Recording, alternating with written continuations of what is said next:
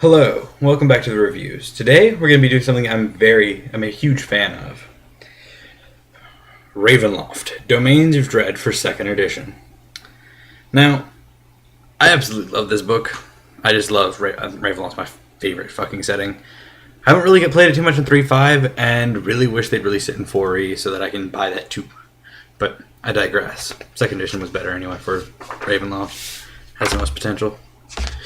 But this book takes place after the Grand Conjunction, I believe it's called. And Grand Conjunction was a series of quests. I believe there was 7 that you can play. They're published adventures. They're actually really cool. I've read through most of them, and I've played through, and I've run the first 2 of them.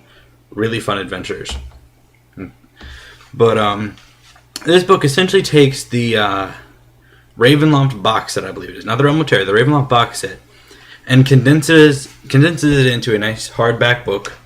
So you lose a little bit in the fact that it's no longer a box set with the maps and the handouts and all of that stuff, but at the same time, you gain a lot in durability. They cleaned up a lot, and it's just in general, it looks really good and has a lot of long life. Like this book, this is 2nd edition. This is still in fairly good condition. So, I mean, once again, I digress. But we move right on in. First off, all the chapters start with really cool quotes. You know, some are Lovecraft, some are, this one's John Milton, Paradise Lost. And they're all just kind of like these dark theme type quotes. And they're really cool. They're normally from poems or stories or what have you. But Chapter 1 deals with the demi-planes of Dread and kind of goes into a little bit like domain lords, dark powers, the powers above that control everything. We get a history with a very expansive timeline and turning points all listed in their proper times based on the Barovian calendar, as everything is. We get a brief overview of everything. We get what are pockets, we get islands, clusters, and the core. We get all the details for the cultural levels for each of them, because not every realm in Ravenloft exists on the same plane. Not plane. The pocket dimensions, each one is individual. So, because they're all pulled from different areas, some actually I think are pulled from published settings, not all of them, I know some of them are, I think.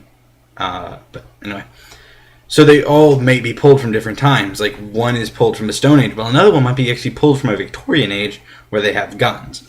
So they had to go through and detail all of that and the coding that they use to show you, so that's easy for reading and everything. So we get a glimpse through all of that, and it goes all the way up to the Renaissance. It goes from the Stone Age to the Renaissance era. Next, we step into Domains of the Core. We get politics of the core, an overview that breaks down how it breaks down its formation for how they do domains. We get maps. Well, not like the fold-out maps, but they are maps nonetheless for you to look at. It's the northern core, by the way. Then we get each domain broken down, kingdom as you might. Then we get the stats for their Dark Lords. I'll just blast on through these. We get pictures to go along with them so you get a visual reference for them.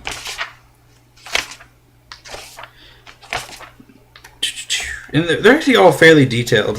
How they break it down is they go a little bit about the land itself, you know, kind of geographic, cultural level, what type of people, if they're rules for player characters, like if they're native to that domain.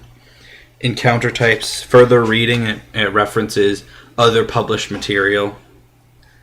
Then we get their Dark Lord with some background, current sketch, which I think, closing the borders, how they would do it, because Dark Lords have pretty much ultimate power over their domain, so they can close and open their borders, stopping people from coming in or going out. We get how combat work, how this person fights combat. My apologies. And we get all of them detailed. Next, we move into the Eastern Sea, and I mean, it goes great into detail. Then we go. I'm just going to go back to the table of contents to break through this. Next, we get the Islands of Terror, once again broken down the same way. Clusters and pockets, because it's all very interesting. I'm not going to go once again into a lesson on it. It's just a review. I'll one day do a series on Ravenloft, not about a particular book, but on Ravenloft. One day. Then we get to secret societies, how they'd be applicable in game, their goals, everything like that. Then we get good societies, neutral societies, evil societies, secret societies, as they are, because there's no real society. This organized religion's pretty much gone in Ravenloft.